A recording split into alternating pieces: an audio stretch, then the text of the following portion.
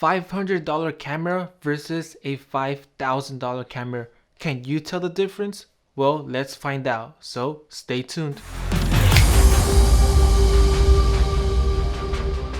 What's up guys, if you're new here, I'm Mauricio and I post videos about filmmaking, photography, and I even post some of my edits in here, so make sure you hit that like button down below. So in today's video, we're going to be comparing a $500 camera versus a $5,000 camera.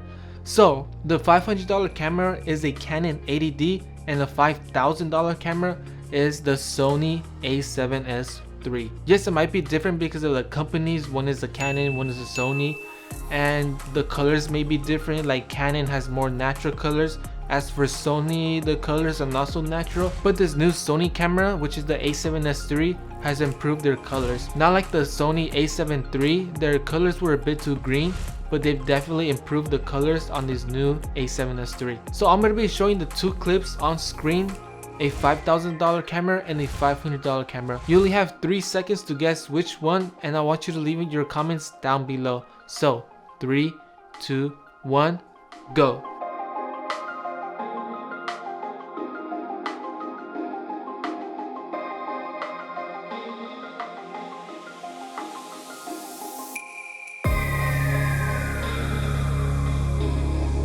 They look pretty similar, right? You can't even tell the difference between a cheap camera and an expensive camera.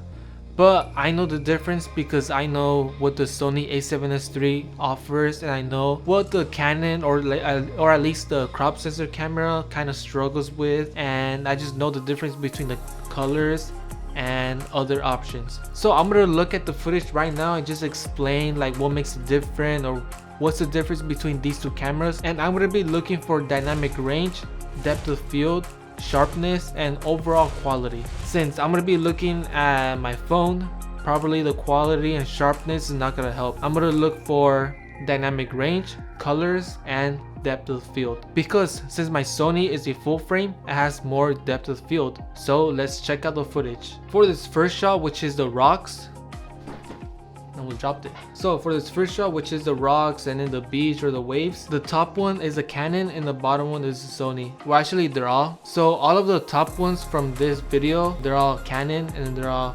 Sony on the bottom one. And I don't know if I'm gonna randomly switch on this video, on the YouTube video, but on this video on my phone, all the footage from the top is Canon and all the footage from the bottom is Sony. So right away, the main difference is the Sony has more dynamic range. You can retain the shadows and the highlights super easy. As for the Canon, the shadows are like almost crushed. They're almost like completely black. And the Sony is a bit warmer as the Canon. The Canon is a bit cooler and the whites are looking a little bit more blue. For the next shot, the Sony definitely looks more saturated. As you can see, this green plant, you could definitely see the green that's more saturated. It's more green, and I pointed it directly at the sun so that way I could see or compare the dynamic range, and both are doing really well. But the Canon, as you can see, there's like some sun flare when I point it at the sun, and the Sony doesn't have it, which is kind of interesting. Other than that, I think that's it. The Canon has less dynamic range. As you can see, the left side on the Canon, it's more white, it's more blown out. As for the Sony, you can see the blue, this blue sky on the left side. So the dynamic range is definitely going to be your best friend in this comparison. So this next shot of the lifeguard tower, the only difference is the color and also the dynamic range. The Sony is just a bit warmer as the Canon is a bit colder, and then the dynamic range, the sky, you could see more of the blue, and as for the Canon, it's like completely white. For the next shot, same thing, it's a bit warmer, and then the next shot again, you could just see more saturated, the more warm color, the temperature. The Sony has less shadows. As for the Canon, the shadows are like almost completely black. So as you can see, both shots look great. It doesn't matter about the gear, it matters about the story. If you're a beginner filmmaker, don't get caught up on the gear. It's just a tool to help you tell your story or also sell a product or a brand. You can even start shooting video on your phone